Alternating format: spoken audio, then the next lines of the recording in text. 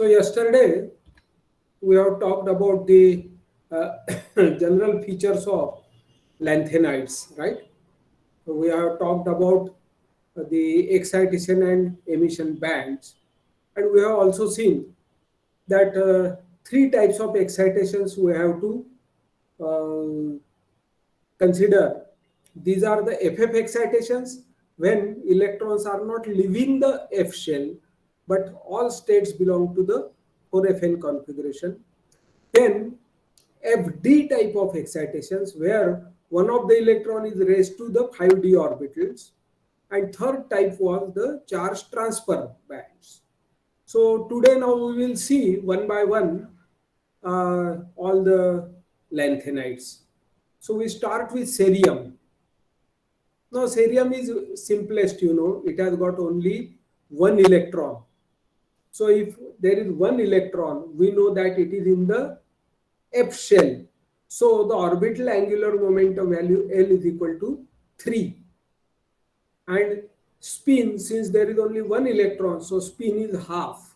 So J can take values from 3 plus half to 3 minus half at the interval of unity. So there are only two states, 2f 5 by 2 and 2f 7 by 2. So 2f by 2, so both are really called as the ground state. So to say, these are two levels of 4f1 configuration. The difference between them is rather small, of the order of 2000 centimeter raised to minus 1. The real excited states, which are accessible to the visible or ultraviolet region, they come from the 5d1 configuration. That is when electron leaves 4f shell and goes to 5d shell. Then in this case, because of spin orbit splitting, now electron has gone to the from F shell to the D shell. So D shell, you know that L is equal to 2, and hence the J value can be either 3 by 2 or 5 by 2. So these states are written as 2D 3 by 2 and 2D 5 by 2. These states of the free ion, they are located at about 50,000 centimeter raised to minus 1 above the ground state. When the cerium ion is put in a crystal, then average energy of the 5D configuration is lowered, and the states 2D 3 by 2 and 2D 5 by 2 states, they are further split by the crystal field. Depending on the site symmetry, we can get at the most 5 distinct 5D states. So this is sort of diagram. These are the 4F states and these are the 5D states. Now, these are the free ion states, and this difference is about approximately 50,000 centimeter raised to minus 1 or 200 nm. Now, what happens when we put this inside the crystal? Then all the states are lowered, and because of the crystal field, these states are split into 5 states. Now, semi-empirically, discussion goes as like this, that we calculate what is the mean or average value of this state, and the difference from the free ion level, this is called as the centroid shift, that this is the centroid of field free ion, and then this is the average of the ion in the crystal. So this is called as the centroid shift. In general, effect of the field is to shift the centroid to a lower value. Similarly here. Then the difference between the highest excited state and lowest excited state, this is called as the crystal field splitting. So cerium luminescence is discussed in terms of this energy level diagram. So we will find that whenever the light is incident, then there can be in general 5 excitation bands. It depends on the symmetry of the crystal. So least symmetry, for example triclinic or monoclinic, will obtain 5-fold splitting of the excitation spectra. There will be 5 bands. Then what happens after the excitation? The electron will come to this state, this state, this state, and this state by emitting phonons. And finally, emission will be from the lowest excited state to the ground state. Now, since ground state is split, we'll find that typically the emission is in form of a broad band which has got a two peak structure or double hump structure. Relative intensity of these two bands, it depends on the concentration of cerium. It also depends on the temperature and also the host crystal. So sometimes there is homogeneous broadening of these two sub-bands, and at room temperature we may get very broad type of absorption band. The band is broad because there is no electrostatic shielding in the D state. So there is interaction with phonons and we get broad band. These are the, say, general features of the cerium. And since the transitions are allowed, usually intensity will be quite large and the lifetime is short. Lifetime is of the order of nanosecond. The position again depends on crystal, this position. So depending on the crystal field splitting, the position can vary a great deal. Whenever field is very weak, for example in fluorides, then emission is at say 280 nm or 300 nm. So it is in deep ultraviolet. Whereas whenever crystal field splitting or crystal field is very strong, for example in sulfides, then the emission can be in the red region even. In YAG, we know the emission is in the yellow region. So we can get emission from ultraviolet or in the visible or in the red region, depending on the strength of the crystal field. These are, say, general features of cerium. Now, because lifetime is very short, the cerium is a popular choice whenever we are making scintillators. In scintillators, we must have very fast decay time so that we can count the next particle or the next pulse. So, among the lanthanides, cerium has got a fastest decay time of the order of nanosecond. The well-known phosphors of cerium are, of course, YAG-CE, YAG doped with cerium that absorbs blue light and gives yellow emission.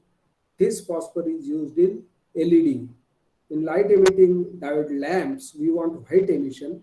So, blue-emitting LED is coated with YAG-CE phosphor. Then it converts this emission partly blue emission is converted to yellow, and blue plus yellow, this gives us a illusion of white light. Another cerium phosphor, this speciality of cerium is that it can transfer energy to some ions which themselves are not absorbing. So cerium is a very good sensitizer for variety of ions. For example, terbium.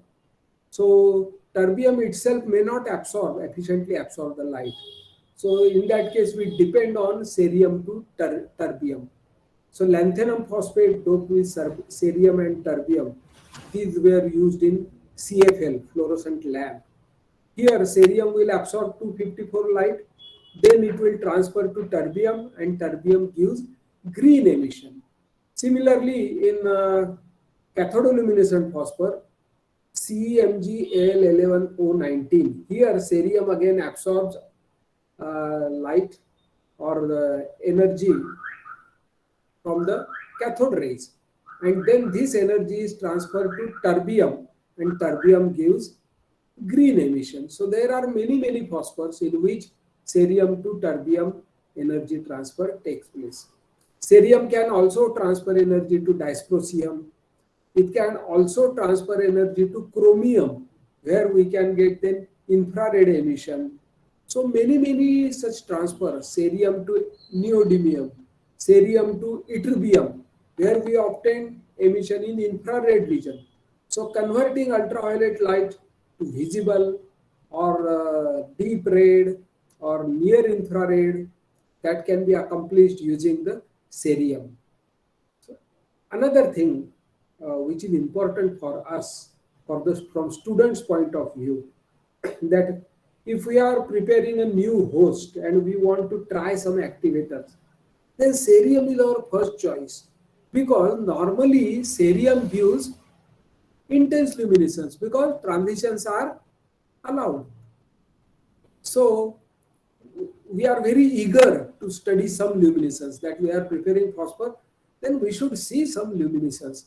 Then cerium in most cases will not disappoint you. It will give you good emission.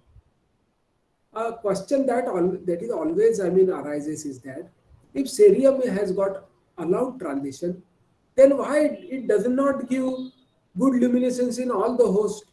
In some host we do not get luminescence, or intensity varies from host to host. Why does this happen? This happens because there are also now non-radiative processes, and these non-radiative processes are mostly characteristic of the host lattice. You know, when we show these energy levels, then these energy levels are, say, relative levels, right? We do not know absolute position in the solid. For example, this ground state, how much it is above the valence band, that we do not know. Similarly, the excited state, how much below it is below the conduction band, that we do not know. Now, whenever this state is close to the conduction band, then what happens? Once electron is excited here, then it may take energy from the lattice and go to the conduction band. Once it goes to conduction band, then it is free to move. So it may not return very readily to the ground state, and it will lose its energy by non-radiative process. So these non-radiative processes, they decide how efficient or how less efficient luminescence will be. So that is one of the problems of cerium 3 plus. Another problem is that, as I explained earlier, that cerium can also be in tetravalent form. In tetravalent form, it doesn't give luminescence. Only in 2-3 lattices like serrates, it has given emission. So in general, cerium 4 plus has got charge transfer excitation or charge transfer absorption, but it doesn't give luminescence. So especially in oxide lattices, part of cerium you add, that may go in cerium 4 plus state, and then this will not give luminescence. So these are some say obstacles in observing the cerium luminescence. That part of cerium can be in tetravalent state, and there could be some non-radiative processes. Next we come to PR3 plus. Now PR3 plus has got 2 electrons, right? So relatively it is easier to obtain energy levels of PR3 plus also compared to other lanthanides. So in PR3 plus, we know both electrons are in L state, right? Rather F shell. So they are having orbital angular momentum quantum number as 3. So first electron has got 3, second electron has got 3. So the total orbital angular momentum quantum number can take values from 3 plus to 3 minus. 3 plus 3 to 3 minus 3. That is from 6 to 0. And accordingly, we can have states S, P, D, F, G, H, and I. So we'll find that there are 7 states possible. Now, out of these, these are from L, the total orbital angular momentum point of view. Then what are the S values possible? If both electrons are in the spin in the same direction, then spin value will be 1. So there can be singlet states, 7 singlet states. And then if two spins are anti-parallel, then spin can be 0. Sorry, so in first case, when spin is 1, we can have triplet states. And when two spins are anti-parallel, then total spin is 0, then we can have singlet state.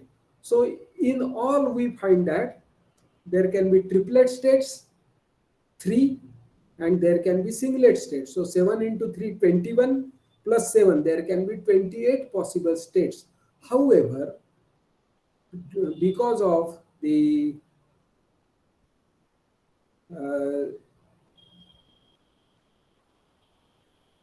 the rule that all 4 quantum numbers, Pauli's exclusion principle, that all 4 quantum numbers cannot be same. So odd and even, they will not mix. So we will find that the singlet will be like this: 1s0, 1p6, 3p1, 1d2, 1g4. So there are only 7 singlet states, and there are only 7 triplet states. So we will get only 14 levels, not 28 levels. So still it is manageable. 14 levels we can count. So these 14 levels we have shown here. So these are the levels of FF transition. You can see these levels can participate in FF transition. Now we already know there can be 3 types of levels. One is the FF, second is the FD. So whenever one electron goes from F level to D level, then the configuration will be 4F1, 5D1. This is abbreviated as simply FD. So FD transition is a band, and there can be several bands, and the lowest band is important for us. So we find that what kind of spectrum we can get from PR3 plus, what kind of absorption and what kind of emission we can get. Now, if this FD, if it is above the FF levels, then the absorption of FD state will be above or around 200 nm, that is around 2000 angstrom, very deep ultraviolet. Now, after absorption, the electron then can come to 1s0 state. From 1s0 state, it can emit light. So this can be ultraviolet light, or it can come to 1g4 state, that is also ultraviolet, 272 nm, or it may come to the P states, and from 1s0, in fact from 1s0 it can come to 1i6, and then it can give you 405 nm light. Then starting from 3p0 state, it can give red emission. So these are various transitions, It can give you 215 nm, 1s0 to 3h4, that is the ground state.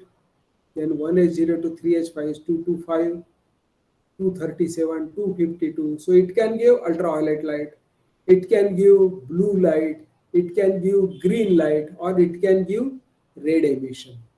So it can give you ultraviolet, blue, or green, or red. Variety of emissions are possible from PR3 plus. And actually the strength will depend, it will vary from lattice to lattice.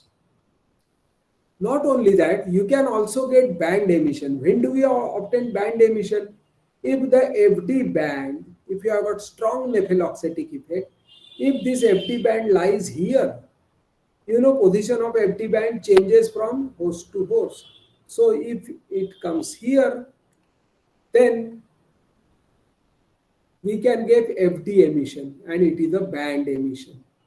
And this because this is allowed transition, the lifetime will be nanosecond. So we can get very fast emission, broadband emission from PR3 plus, or we can get millisecond lifetime emission in form of sharp lines, and various lines are possible. So the PR3 plus emission, various possibilities are there. So initially people were confused that we call this as characteristic emission, but PR3 plus, same PR3 plus, we dope in one lattice, we get band emission, and it has got lifetime of the order of nanosecond. In another lattice, it is giving ultraviolet emission. In third lattice, it is giving blue emission. So is it really a characteristic emission? So this problem was resolved when energy level diagram was understood properly. So yes, this is a rather better clear picture. So all sorts of transitions are shown here.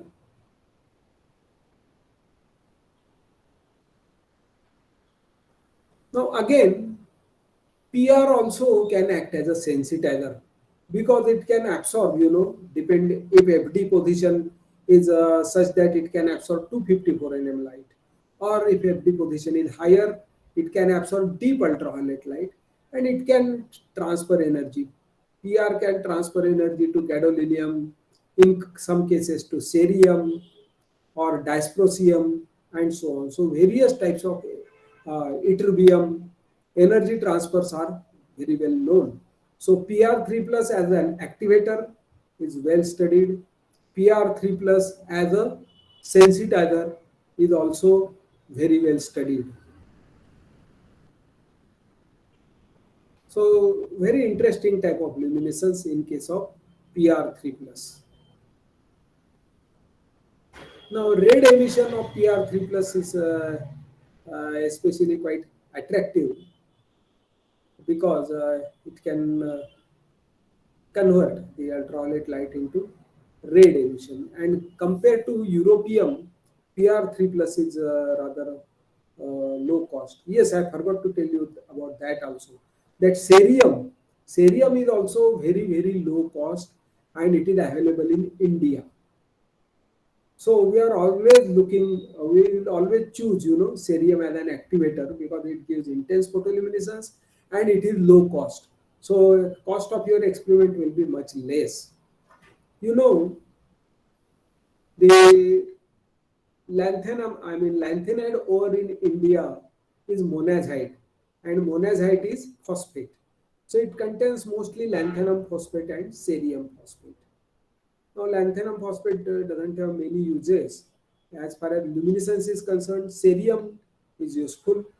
So, cost of cerium is very low. So, if we can make phosphors based on cerium, then we will not be dependent on China. So, our research should be focused more on the cerium luminescence. And with help of cerium, if we can get other emissions.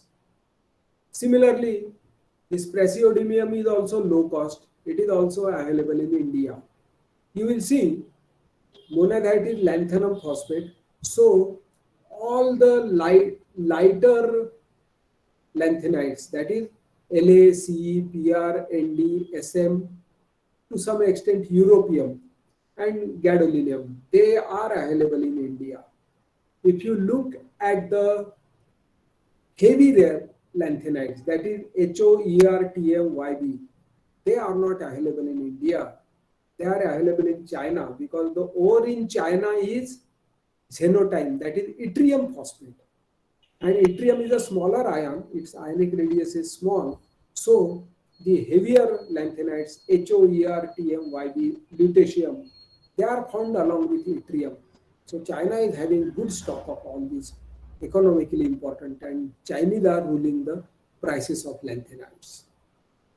I mean, these are rather socio-economic aspects apart from scientific aspects. But these are also very important when we are trying to do applied research. Now, these are some cross-relaxation process which kill the luminescence of praseodymium. So in this case, what is happening is that instead of emitting, uh, energy is transferred from one PR3 plus to another PR3 plus. So from one P6 to 3F2, light is not emitted, but from ground state, another PR ion goes to 1D2 state. So this cross relaxation sometimes will kill some sort of luminescence. So the relative intensities of different lines, these different lines, relative intensities vary from host to host. Another important aspect of PR3 plus is that the cascade emission. I mean, whenever we have got the FD band above 1s0 level, then what happens? From 1s0, electron may come in steps. So from 1s0, it may come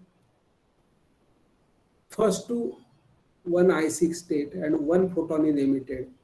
Then from this one I6 state, it may come to one G4 state. And this is also radioactive. So there is second photon emitted. From one G4, it may come to 3H5 state.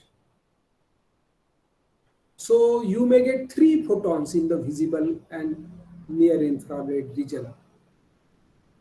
So there are 2 possibilities. One is directly from 1H0 to 3H5 and you will get 210 nm emission, or it may come in steps, this to this, this to this, and then this to this. So you can get 3 photons. This phenomena is known as photon cascade emission. Interestingly, then the quantum efficiency can be as high as 300% because there is one photon absorbed, high energy photon absorbed, say 200 nm, and then you are getting 3 low energy photons, or in some cases this one photon and here to here second photon. So you may get 2 photons.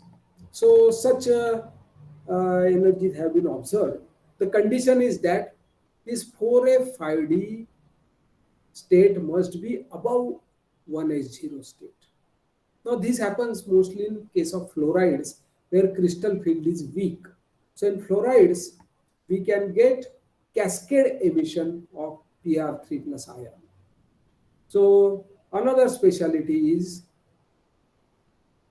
greater than 100% quantum efficiency that is possible with PR3 plus. So this is the specialty of PR3 plus ion. Next we will see Nd3 plus ion. Now as soon as we come to Nd3 plus, things complicate a great deal because now there are 3 electrons. 3 electrons means the total orbital angular momentum L can take values from 3 to 9 and so on. So large number of values are possible. Then 3 electrons. So what are the spin values possible? Spin values possible are half and 3 by 2. Corresponding to spin equal to 3 by 2, multiplicity is 4. So we will get quartet of levels, 4d7 by 2, 4d5 by 2, and so on, 4g9 by 2. And corresponding to spin equal to half, we will get doublets. So 2f series, 2f5 by 2, 2f3 by 2, 2g9 by 2, and so on. So these type of levels are possible. The most common emissions observed are these: 4f3 by 2 to 4i11 by 2, the ground state. This is around 1.06 micron and this is around 0.93 micron. Now, in case of Nd3 plus, FD band is at very high energies. Also, the charge transfer band, that is also in the vacuum ultraviolet region. So we will find that in case of neodymium, only FF transitions are possible. FD transitions only by very high energy gamma rays, etc. are possible, not with light. Similarly, charge transfer transitions are also not possible. So, in general, ND transitions will be weak. However, number of energy levels is very high. So, total strength of all the levels added, that can become quite high. Now, this is field free. When this Nd3 plus ion is put in a crystal, then all levels will show manifold splitting. So, very large number of levels that's possible with neodymium 3 plus. Moreover, these transitions are usually fast from ground state to 2F states, whereas the transitions, from 2F 5 by 2, or from rather the terminal state 4F 3 by 2 to 4I 11 by 3, 11 by 2 and 4I 9 by 2, these transitions are rather, uh, unfortunately, entire diagram is not coming here. So there is a problem. So we are not able to see.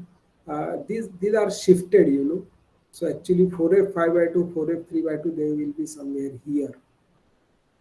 So in the Excel they were looking good, but when I put it in a paint, then all levels are a bit shifted. Anyway, so these transitions are fast. So it is possible to make lasers. So Nd3 plus ion is a choice of lanthanide for getting laser in the infrared region. And YAG-Nd is very famous laser.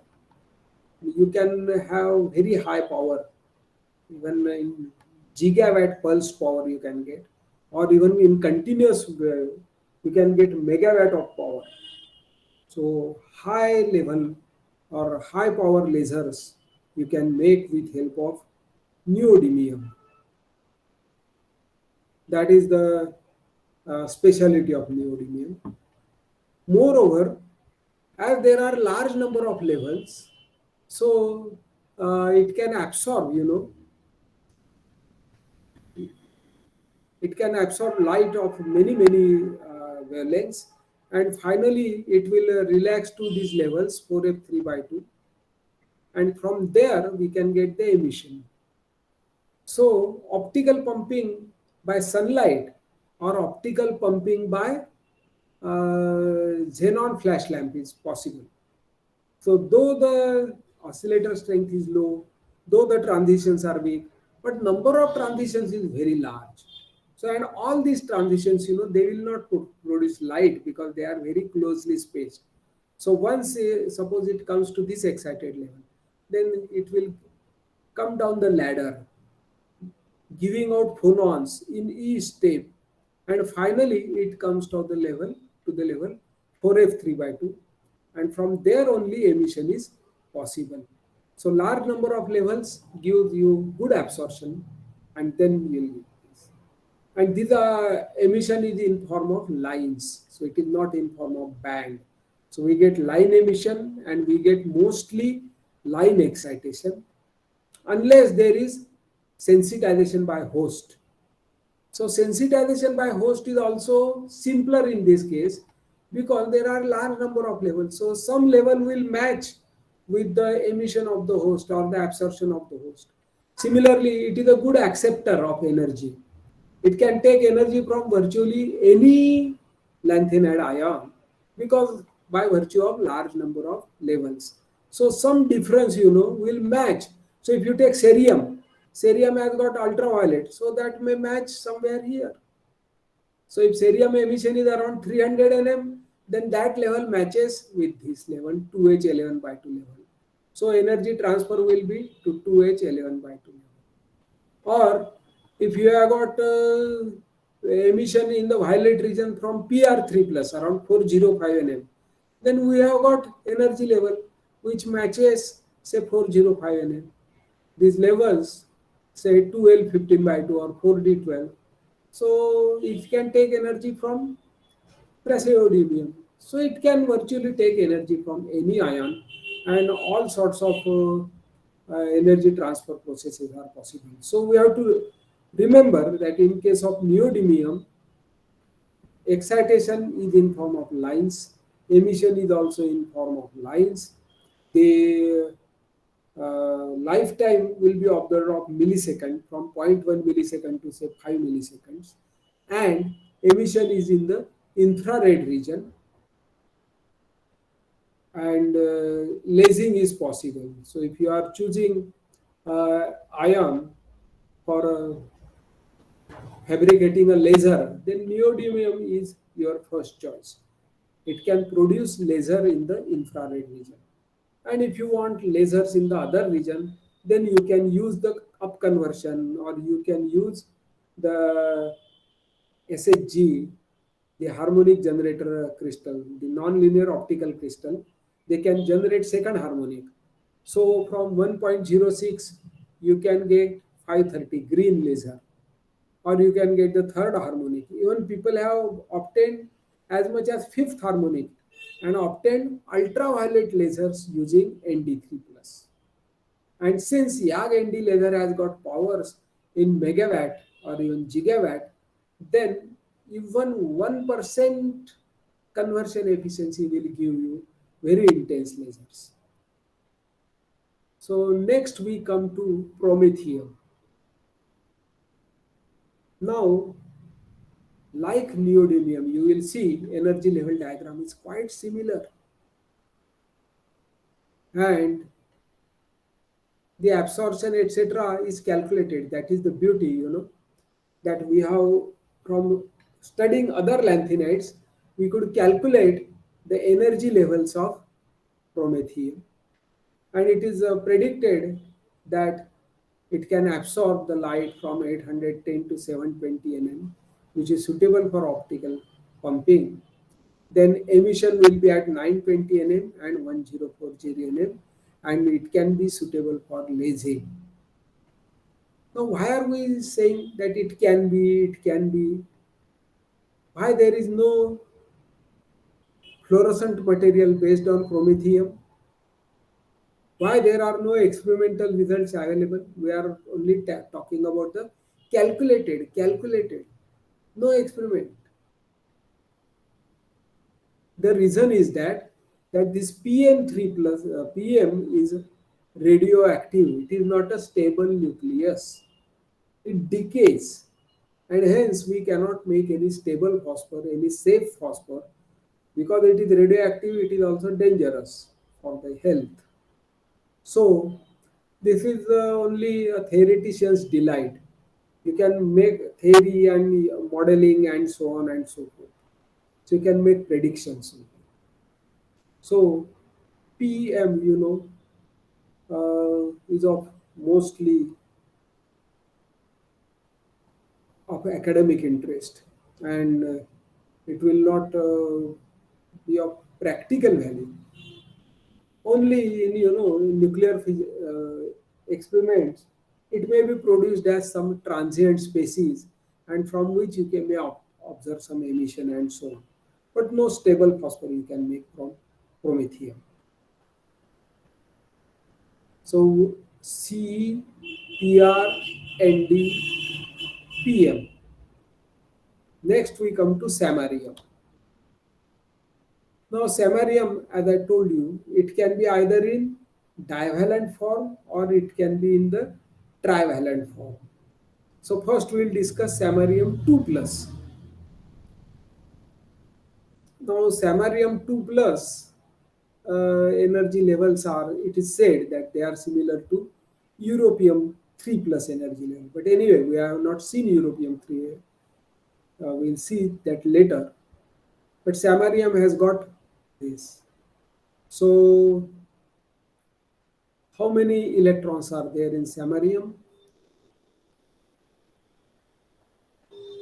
There will be 5 electrons in samarium 2 plus, isn't it? So there are various spin values possible, and we will see that L values are also, large number of L values are possible. So we can get several levels, but levels which are only within the range of the say 200 nm, these are only shown here. These are the levels of interest. Usually FD band will be somewhere here. So the levels above FD band, they are not important. So very complicated type of luminescence behavior is possible in case of samarium 2 plus. So whenever this FD band is above 5D2 level, then we will find that there will be absorption of light by because of FD. Then electron will come to 5D2 state, and then 5D2 should be above, in fact, above this. Then from 5D2 to 7F0, we get yellow emission, and then 5D to 7F1. So you can get yellow emission from these states. And you can get red emission from 5D1 state, 620, 640, and so on. And you can get near infrared emission from the 5D0 state. So large number of lines are possible. So at least 12 lines, which will be split further by the crystal field. So large number of emission ranging from yellow to red is possible with samarium 2 plus. On the other hand, if this FD band is situated below the 5D level, so this is the first case when FD band is above the 5D2, then it will relax to 5D2. From 5D2 relaxes to 5D1, 5D0. And then there can be various emission. From 5D2 you get yellow or orange emission. From 5D1 states you get red emission. From 5D0 state you get infrared emission. Now whenever FD state lies below this, then we will get a band emission. And the lifetime is of the order of microsecond. In case of lime emission, the lifetime is of the order of millisecond. So this is for samarium 2 plus. Now, when we dope samarium, a priori we do not know whether it is going as 2 plus or whether it is going as 3 plus. That we do not know. And in some cases, both samarium 2 plus and samarium 3 plus might be present. Incidentally, samarium is also found in the Indian ores along with lanthanum. Samarium is also found in good concentration. So samarium is also a low cost activator. However, it is not so popular because you cannot control the emission. Emission can be in yellow region or in red region or infrared region. So it is distributed. Intensity is not in one specific transition, but it is distributed over various transitions. So from application point of view, if you are interested only in infrared emission, then some energy is wasted in yellow. If you are interested only in yellow emission, then some energy is wasted in the infrared region. So samarium is not that popular, and we still do not have control. Of course, relative intensity will vary from host to host, but because of the complicated nature, it is still not sorted out. But academically, we can study this samarium. First of all, it is available, at low cost. It can give good intensity, and it is very rich in way of variety. So there is huge scope for academic studies. Now this was samarium 2 plus. Samarium 3 plus is also interesting. Again, it has got several energy levels, and charge transfer band for samarium 3 plus is also usually around 200 nm to 300 nm. In that range it is there. So you can get strong excitation of samarium 3 plus by charge transfer band. And whenever this charge transfer band is above the FF state, then from here it will relax. So absorption can be in ultraviolet region from say 200 to 350 nm. Then in steps it will relax to these states. So these are all non-radiative steps. Then once it reaches this 4G 5/2 state, so from there now gap is large. So this gap cannot be bridged by the phonon, and then it must emit light. So from 4G 5/2, if it comes to 6H 5/2 ground state, then emission is 570 nm, that is orange emission. If it comes to 6H, this is a rather excited state. The lowest ground state is 6HN/2.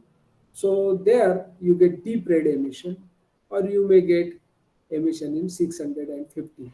So with samarium 3 plus, we can get the orange or red emission. But in general, yes, this is the orange emission coming to 6H5/2, the lowest of the excited state. Just above that is 6H7/2. So emission is in the red region 615, and above that is the level 6H9/2. So in this case, emission is in the deep red region. So these emissions are possible with samarium 3 plus. But overall, if you consider samarium, then see the variety. It may go as partly as samarium 2 plus, it may go as 3 plus. You may get band emission, which is because of FD emission, or you may get line emission. This line emission can be in the infrared region due to samarium 2 plus, or it can be in the yellow and red region by both samarium 2 plus as well as samarium 3 plus. Incidentally, this transition, is very well known. So the excitation, if you do not have CT band, then excitation by 405 nm, that is the common excitation. So either CT band or 405 nm. These are the common excitations of samarium 3 plus. And again, lifetime, if you have FD band or DF emission, then lifetime will be microsecond. If you have got FF emission, then lifetime will be millisecond. Incidentally, the emission of this samarium 2 plus, red emission, this is very typical, and it has got very low width. So this is also chosen as a sort of pressure sensor, because line width is very low. So if you apply pressure, then there will be blue shift of the emission. And by measuring the emission wavelength, you can calibrate it in terms of the pressure. So samarium 2 plus is used as a pressure sensor. That is one of the applications of samarium. And some lasers are also obtained with help of samarium. Next to samarium, we get europium.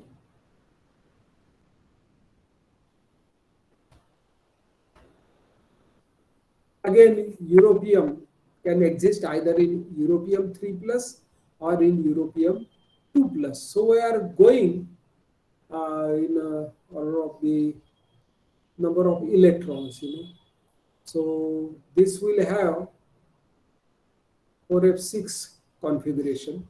Europium 3 plus has got 6 electrons in the F shell. So we will find various types of energy levels.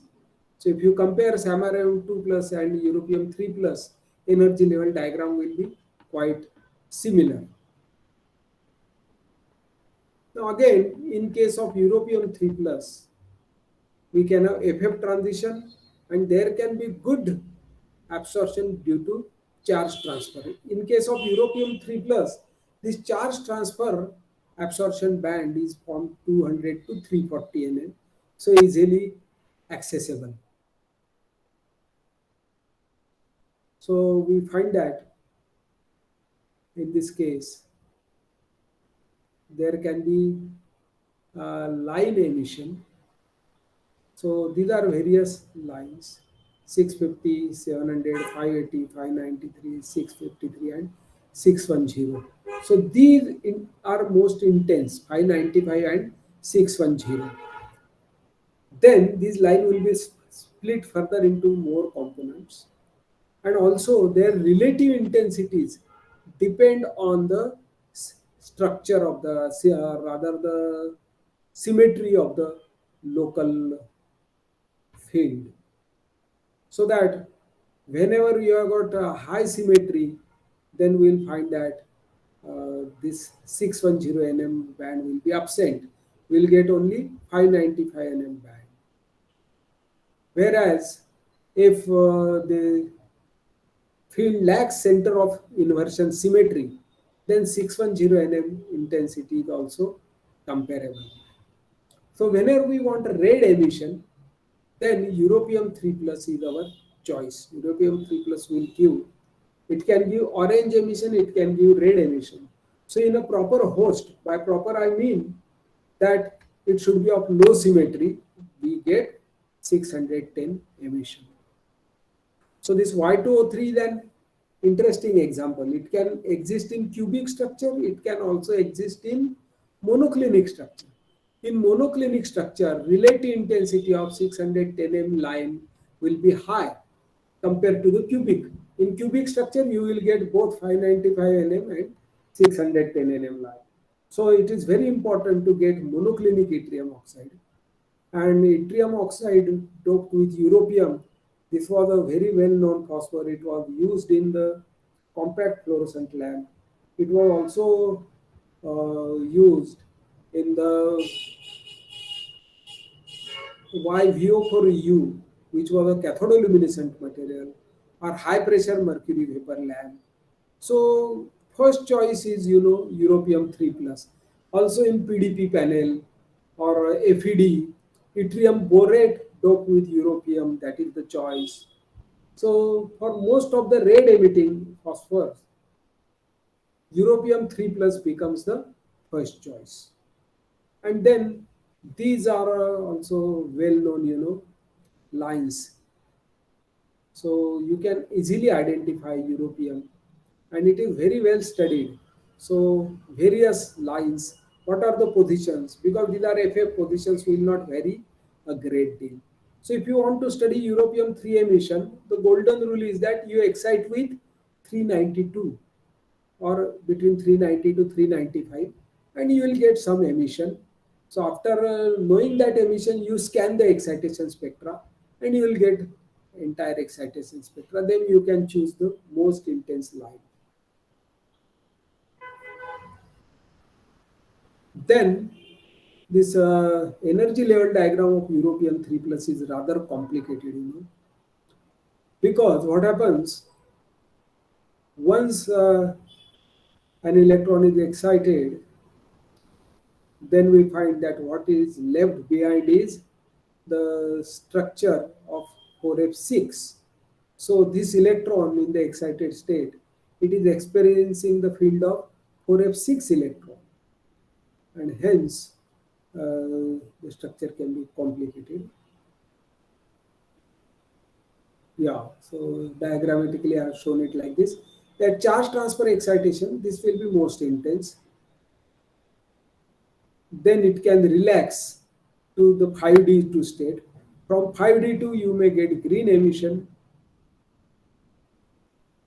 but usually at room temperature this 5D2 emission is not observed.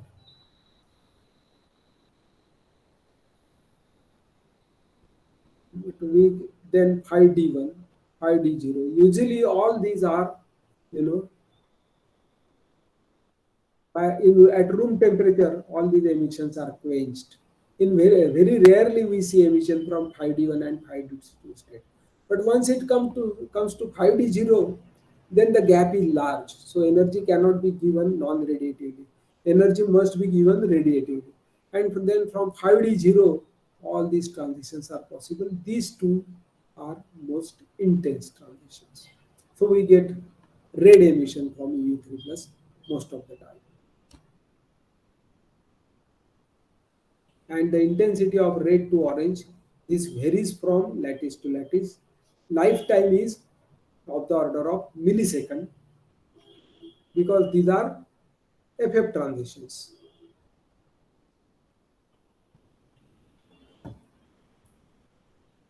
And many times these emissions are quenched because of the cross relaxation process. That the difference between 5D1 to 7F3 is same as the difference between the 7F0 to 5D0. So instead of emitting the red line, the energy transfer to neighboring Europium 3 ion. So this can limit the intensity.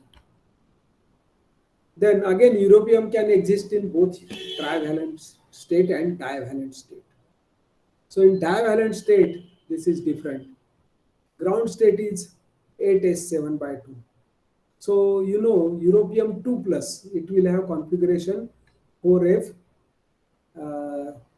6 because it has rather it has lost one electron less, so it is 4f, it is retaining that electron, so configuration will be 4f7, whereas europium 3 plus will have the configuration 4f6. So in this configuration 4f7, it is something like gadolinium.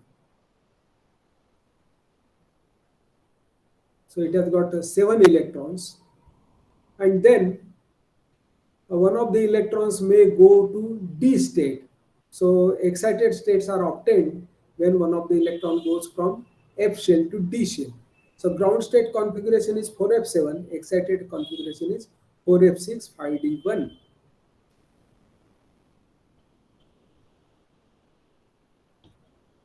And we may get a complicated type of diagram.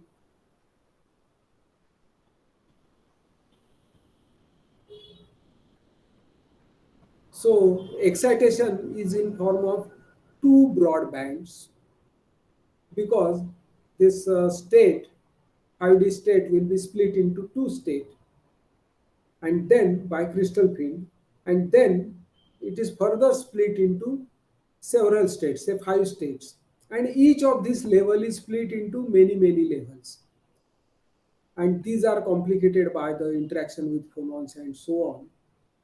Again, when one electron has gone to the D state, 6 electrons are left behind. So this is the configuration of EU3 plus.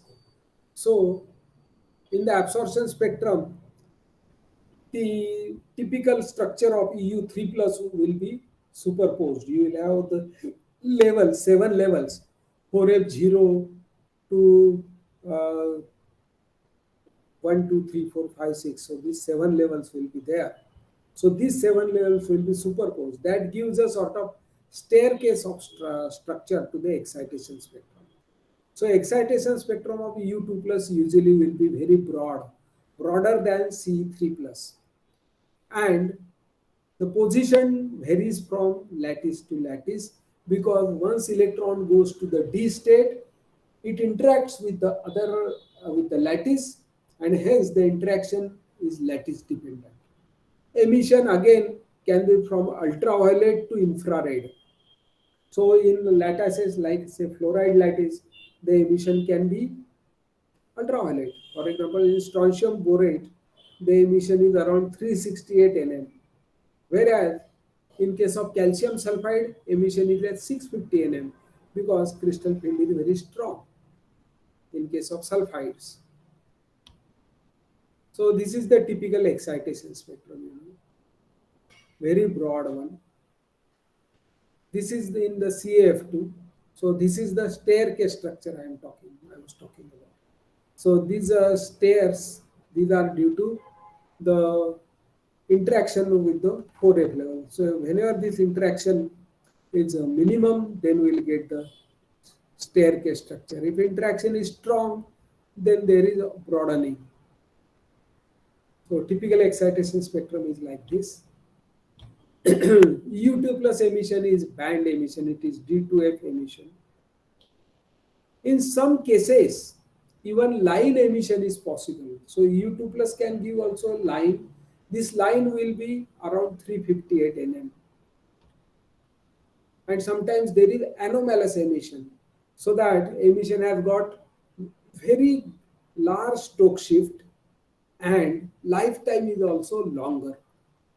So even with U2 plus, three types of emission are there. One is line emission, another is broadband emission with short lifetime, say microsecond and so on. Third one is the anomalous emission, that is band emission with millisecond lifetime and large Stokes shift. So let us find out why we get three types of emission, how we can explain this on the basis of the energy level structure. In some cases, emission is totally quenched. So we do not get any emission, though there is a U2 plus present. So all four possibilities are there. This we can explain with help of energy level diagram. So the 4F7 configuration has, this is like gadolinium. So it has got levels 8S7 by 2, 6P multiplied, these three levels, 6P, 7 by 2, 5 by 2, 3 by 2. There are also higher levels, but these we do not show. These are not important. Only these levels are important. And then there are levels of FD configuration. When electron is, these are levels of FF configuration or 4F7 and 4F6 high D1 configuration, that will give rise to band.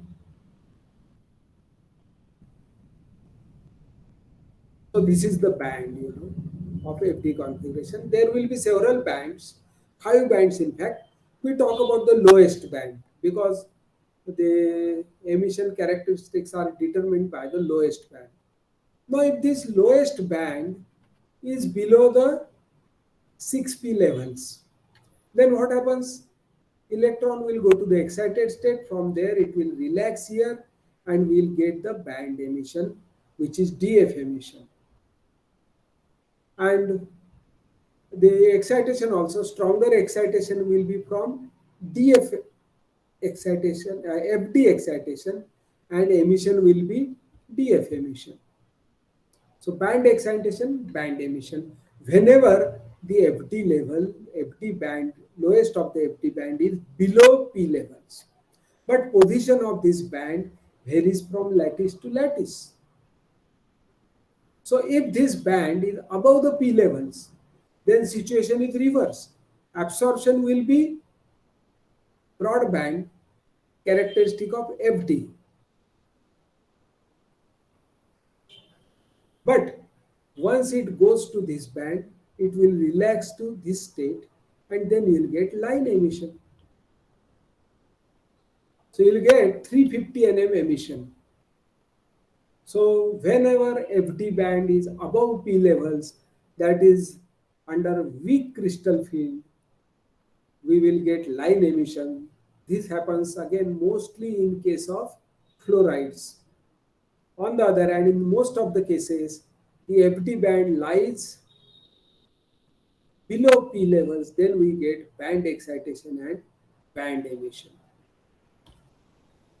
So this is the situation. This is another diagram which is shown in a better way, that if this is the FD band is between conduction band and 6P levels, then we get line emission. If the FD band is below P levels, then we get DF emission. And in extremely weak crystal field, if this FD band overlaps with conduction band, then luminescence is totally quenched. So it can be, you may get anomalous if there is partial overlap, or it is just below conduction band, then we get anomalous emission, because once electron goes to this T level, from there it may interact with conduction band and doesn't come immediately to the ground level, but it spends some time in conduction band, then comes to ground state. So we get emission which is large Stokes shift and large lifetime. So this is anomalous emission. And if interaction is too much, so once it goes to conduction band, it forgets the crystal, it doesn't come to the ground state, but energy is lost non-radiatively, then luminescence is totally quenched. So all four cases, that line emission, band emission, anomalous emission, and total quenching of luminescence of EU2 plus is explained by its energy level diagram. But imagine when these states were not known, these were not calculated, then it was so confusing that is this rare earth emission really characteristic? Same europium, sometimes it is giving a line emission in the red region. Same one, sometimes it is giving band emission in the red region. In calcium sulfide, there is band emission at 650 nm. In case of strontium borate, it gives ultraviolet emission, band emission. In case of some fluorides like CaLF5, it is giving line emission at 358 nm and so on. In some lattices, like say BF2, there is no emission obtained at all because the excited state is lying in the conduction band. So initially it was very confusing, but now with help of the energy level diagrams, we can explain all the four states. So this is the anomalous emission, and this is the total quenching of the emission, that it is lost non-radiatively. So that is for the europium 2 plus. So this is also the second choice for us. If we are very eager to observe luminescence, then we'll dope europium into that. However, europium is a bit costly, that is one thing. Secondly, europium has to be reduced to divalent form. Then it gives very strong emission. Europium 3 plus will not always give, only in some cases it will give. If there is good charge transfer band, it will give intense luminescence. So we have to remember that europium 2 plus, we can get in most cases good emission, but it has to be incorporated in 2 plus form. Whereas cerium, it is 3 plus, so there is no trouble of reducing it. But europium, you have to reduce. So we have to heat the material, the phosphor, in the reducing atmosphere. So it is either nitrogen, hydrogen, or what we do, we simply heat it in charcoal in a closed box so that CO is formed and then it provides a reducing atmosphere. So after the EU2 plus, we move along the series to gadolinium. Now gadolinium, it has got 7 electrons, 4f7 configuration. So its ground state is 8s7 by 2. So gadolinium will have maximum number of energy levels. Large number of energy levels are there, and again they are split. Yesterday I think we found that number was something like 3100 or something. But energy levels within 200 nm, they are smaller. So levels above this, they don't matter because they cannot be accessed by ultraviolet light. And most of the time we are doing the experiments with ultraviolet, the mercury vapor lamp or at the most xenon lamp. So maximum or the lowest wavelength is 200 nm. So these are the energy levels which are relevant. Under high energy excitation like gamma rays or X-rays, so we can get the vacuum ultraviolet excitation, we can get other emissions from G state also, and this emission is at 187 nm. So if we want extreme ultraviolet light to be generated, then gadolinium is a good. Interesting thing about gadolinium is there is huge gap between the lowest of this excited state 6p7 by 2 and the ground state is 8s7 by 2. So 6p to 8s, this gap is equivalent to about 311. So we find that the emission will be always around 311. So whenever you want line emission in ultraviolet region, then gadolinium is the choice. And this emission is good for phototherapy. So ultraviolet emission for phototherapy, that will be based on gadolinium. It is line emission, and lifetime is of the order of millisecond because it is FF. So the problem with gadolinium is that it doesn't have strong absorption. All absorptions are FF. Positions are not 275. It may vary by 2 3 nm. So say from 272 to 278, it will vary from lattice to lattice. Not much variation. And emission will be say from 309 to 315 and so on. So plus minus to 3 nm. That's all. But intensity will be low. So it has to depend on the sensitizer. Then cerium 3 plus can sensitize. In some fluoride lattices, cerium absorbs 254 nm light and it emits around 300 nm. So it coincides with the 6I levels. So from 6I levels, energy transfer can take place. Another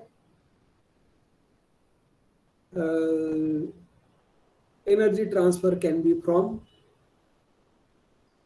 praseodymium.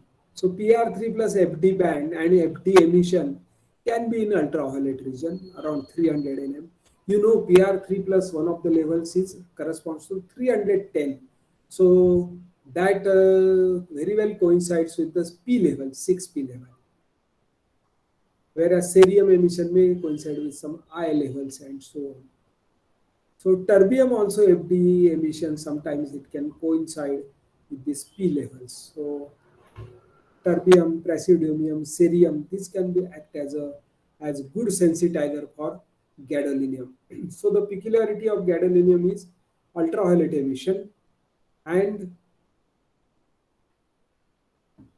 one line. There is no branching, only one line emission. At the most, there will be component 305, 311, 315 and so on, but all of them are very closely spaced. So intensity is not distributed. Only problem is finding the excitation, good excitation. That is the problem. Then gadolinium in turn can give energy. So it can act as a sensitizer, especially for europium ion, because europium has got the transition 7F0 to 5L6, which is around 310. So this transition of 6P to 8S7 by 2 in energy, this coincides with the 7F0 5L6 transition of europium 3 plus.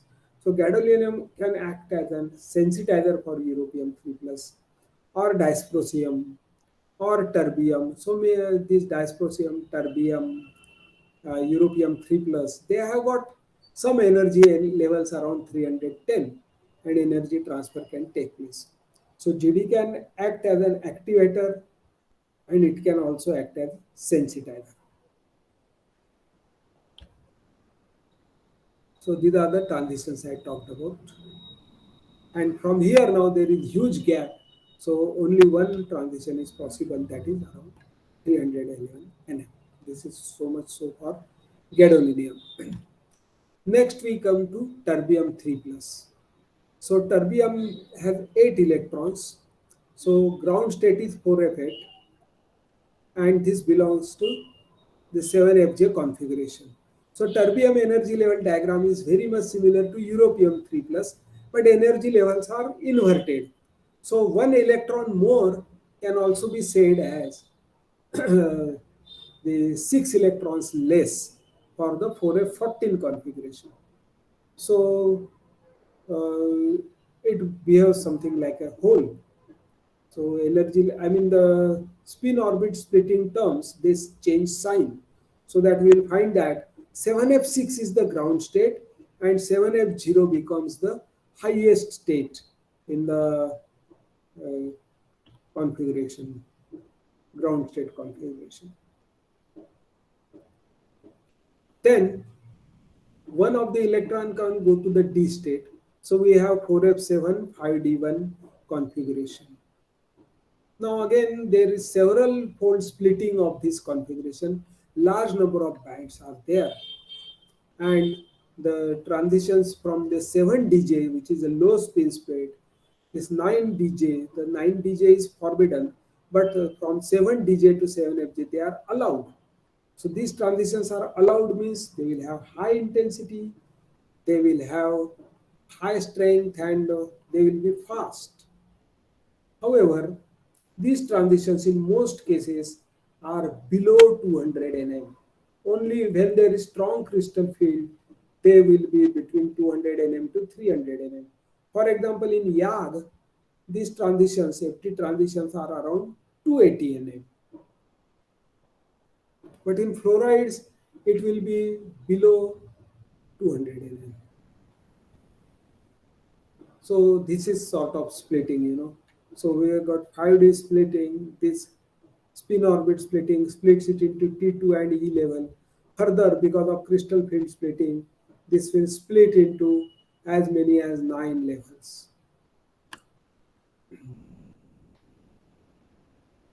So depending on this is in the cubic symmetry. In cubic symmetry, only 6-fold splitting is there. In lesser symmetry, this will split in more levels. So yeah, here it seems to be 8-fold splitting. So this is the overall energy level diagram. These are the energy levels due to F configuration. So, and this band is due to FD. In fact, there will be higher bands also, but we are interested in the lowest band.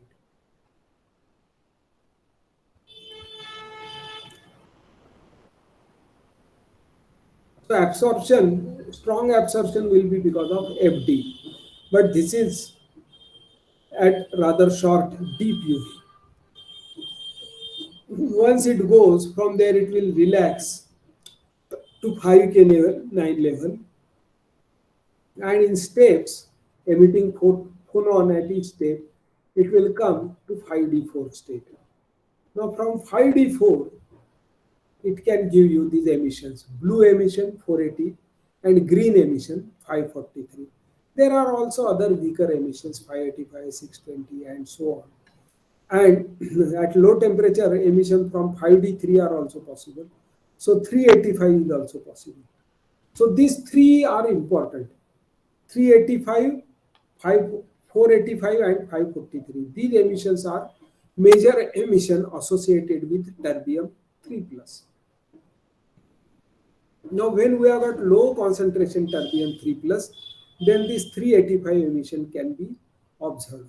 But when there is higher concentration, then 385 emission is quenched because of the cross relaxation, and we get green emission.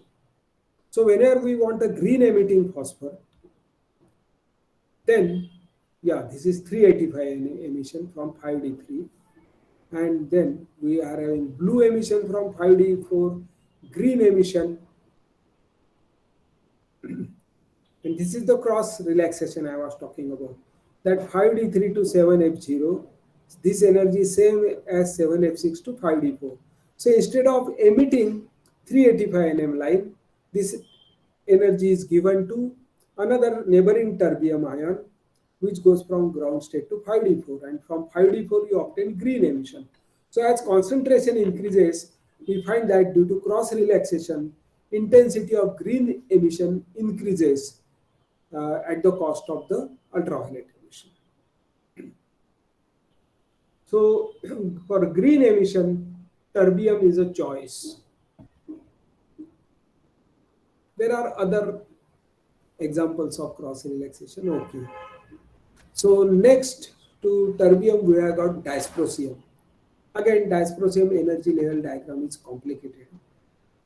And this is most unfortunate ion, I will say, in that it doesn't have charge transfer excitation. Charge transfer excitation can take place at 1000 nm. So extreme ultraviolet. Then FD band, that is also between 1000 nm to 1500 nm. So it is not accessible to ultraviolet light. So the transitions are forbidden and very weak. So you will be disappointed with dysprosium. If you are trying to study photoluminescence of dysprosium, you will not just get it, it will get mixed up in noise. unless there is good sensitization. So either host will absorb and transfer to dysprosium, or cerium, or gadolinium. These can transfer energy to dysprosium. One good feature of dysprosium is the emission lines. So there is a emission line at 4A22 nm from 4F9 by 2 to 6H15 by 2. Another line is from 4F9 by 2 to 6H13 by 2, which is yellow. So it emits blue and yellow. Now, if blue and yellow are in equal proportion, then the effect produced is white. So dysprosium can give you white light. Relative ratio of yellow to blue, that varies from host to host. So for white light emission, we'll prefer dysprosium. Then we know YVO for DY is a very good phosphor because vanadate absorbs ultraviolet light, then energy is transferred to dysprosium. So it is host sensitized luminescence. So it is a white emitting phosphor for compact fluorescent lamps, CFL. YVO for DY will be there. So white light emission is the only attractive feature. Another attractive feature is that it can give lasing at very long wavelength of say some 2700 nm, that is 27,000 angstrom. In that region, there are not many lasers available. So dysprosium can give you lasing. CAF to DY was also one of the earlier studied lasers. After CF to samarium, CF to DY was studied, and that also showed promising in lasing. CF to thulium was also good laser. So lasing and the white emission, these two are the attractive features for dysprosium. So these are the various levels, and apart from the 482 and 573, these are various lines possible in the emission, and these are the absorption lines. So absorption can be from say 401, 388, 366, 353, 326. But these are very extremely weak and line excitation, which can be easily missed.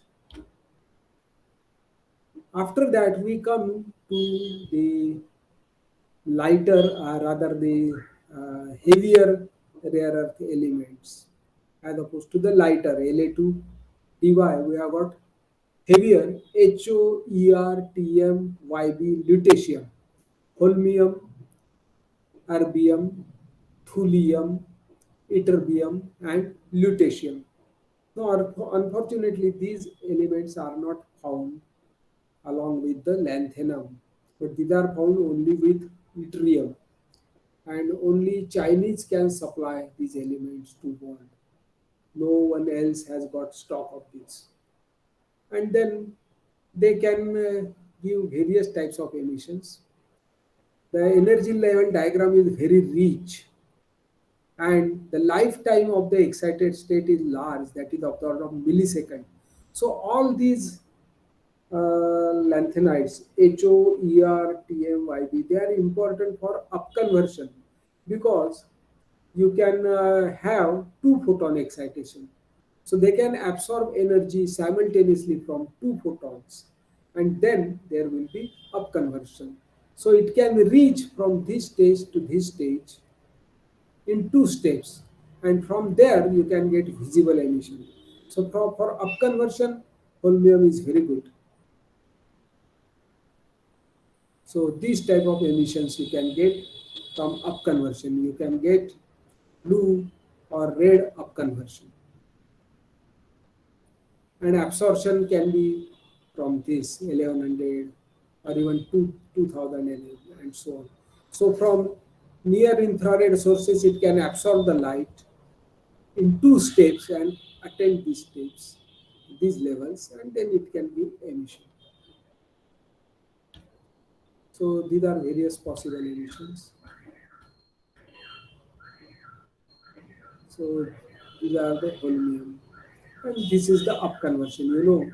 So it can absorb energy from ytterbium in one step. From first step, it goes from one to here, relaxes. Then from here to this, again it will relax here. Then third photon will absorb. So by absorbing three photons, it reaches the stage 5G4.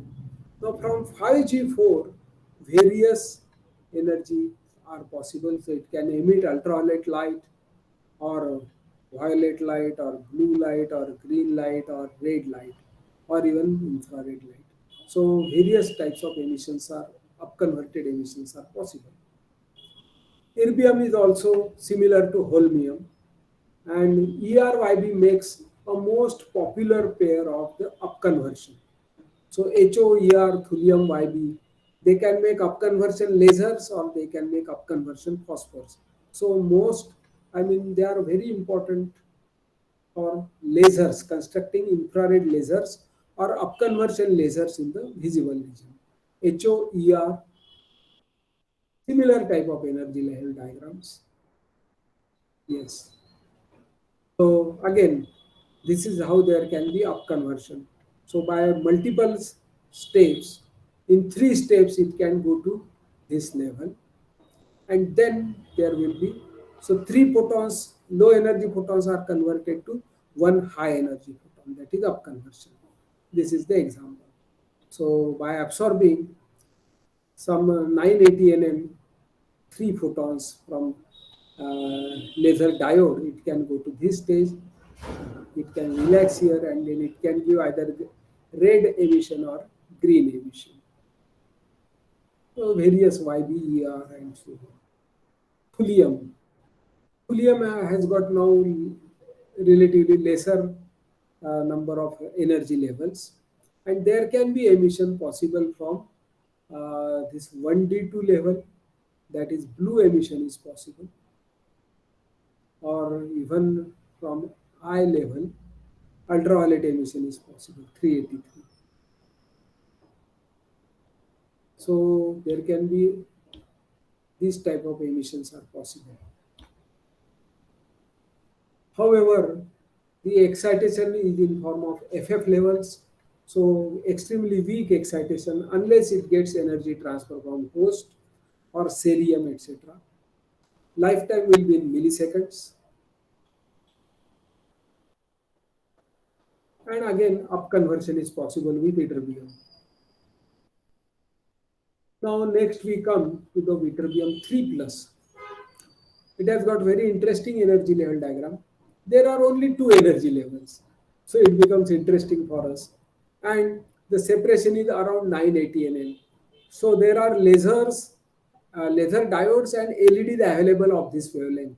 So it can absorb the LED or laser diode wavelength, and then it can transfer ytterbium energy to HOER or TM. So in all up conversion, ytterbium can act as an sensitizer, and it can absorb energy, give to other lanthanide ions, and we can construct lasers. Ytterbium itself also can show lasing. However, it doesn't have good excitation. Charge transfer excitation band is possible. That is at high energies. So it can absorb light from 250 to 300 nm whenever excitation CT band is there. And it can act as a sensitizer for PR, ER, TM, YB, TB, host of YB, TB. So I have just shown energy level diagrams. So they are there. Ytterbium can also exist in ytterbium 2 plus state, where it will have 4F14 configuration, and then it exhibits broadband emission resulting from DF emission. However, this YB2 plus emission is quenched at low temperature, and no luminescence is observed at room temperature. So it is not very important phosphor in that sense, because above room temperature, very seldom it shows luminescence. Thumb rule is that the quenching temperature is about 200 degrees centigrade smaller than EU2 plus. So in the host where europium 2 plus luminescence is not quenched, or europium 2 plus is giving luminescence even at 200 degrees centigrade, there is a possibility that Yb2 plus will also show luminescence. Usually Yb2 plus emission is somewhat at wavelength somewhat slightly shorter than at europium 2 plus. So if europium 2 plus is giving 450 nm emission, Yb2 plus may give 430 or around that. And usually there are more bands, there are 5 absorption bands, so they are a bit narrow, quite complicated, type of energy level diagram, and usually there will be 5 absorption bands. So let us now sum up in the remaining time as to what we have seen. We have seen peculiarities of all the lanthanide activators. So in case of cerium, excitation is broadband, FD excitation, emission is DF emission, again broadband, lifetime is nanosecond. So broadband excitation, broadband emission, nanosecond lifetime, that is cerium 3 plus. In case of PR 3 plus, FD excitation is possible, FF emission is FF, sometimes there is also DF emission of microsecond lifetime, FF emission is of millisecond lifetime.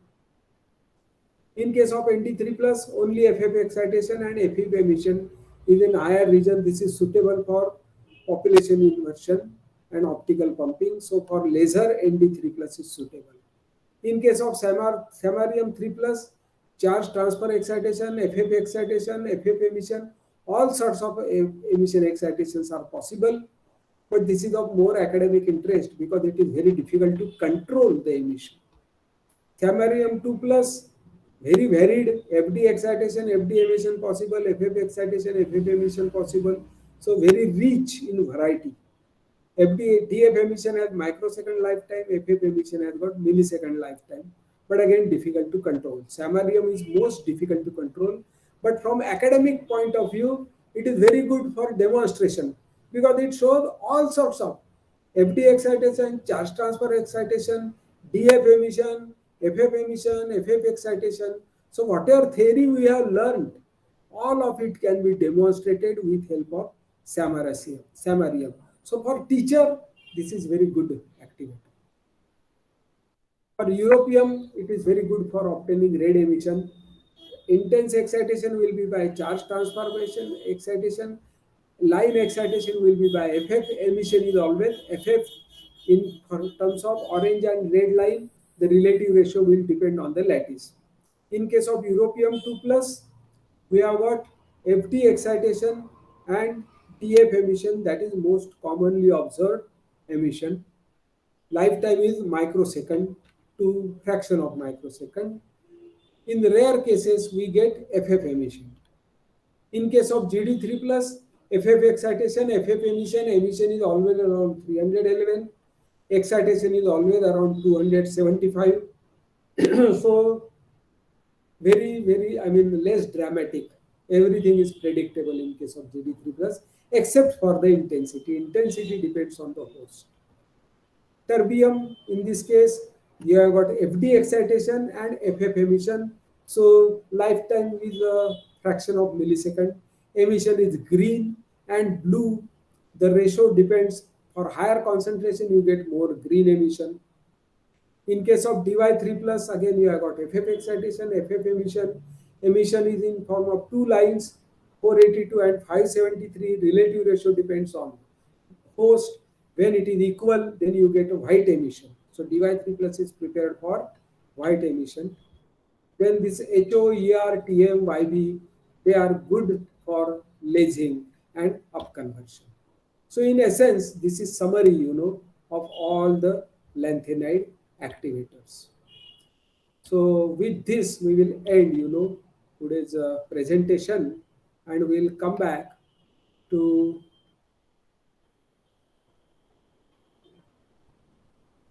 the discussion part. So